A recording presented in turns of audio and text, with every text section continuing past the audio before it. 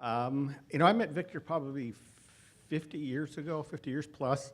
He was working for Operation SARE, and I was working for the state of California outstationed at a model cities office.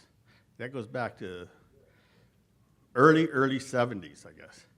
And Victor and I didn't like each other back then. We clashed. We had different opinions. We had different styles.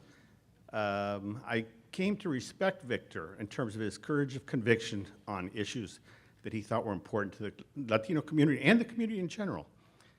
He jokingly, and I don't know how joking this was, he used to refer to me as el planchado. For those of you that don't speak Spanish, it means I was stiff because I had tailor-made suits, custom-made shirts, creases in my shirts, so he called me Mr. Stiff.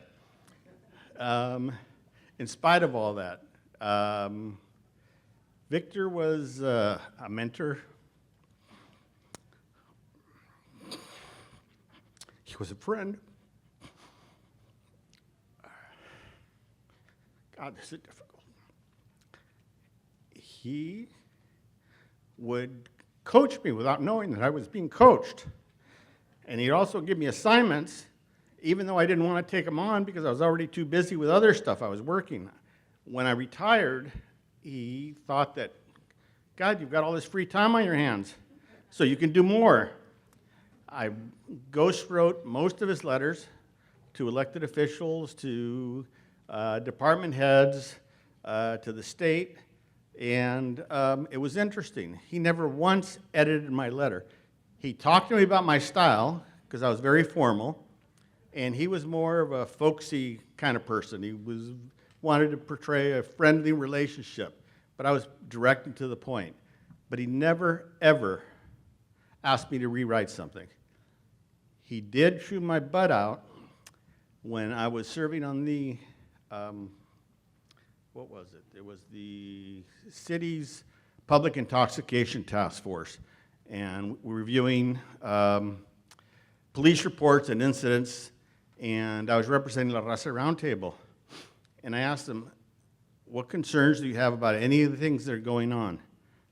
He said, I trust you. You do what you want. You got a free hand. Well, the community groups that were part of that, we all decided we're going to walk out during a session because we didn't like the direction that the city was going in. I walked out. No sooner did I get to my car, I got a call. I guess someone had reported that we all walked out, including me. So that was probably the only time that Victor and I publicly disagreed. I still agree that I was right, he was wrong. But we'll never know at this point. But thank you all for coming. This is difficult for a lot of us. You know, he was a true friend that would, even though he would disagree with me, he always had my back. And that I appreciated about him. Thank you.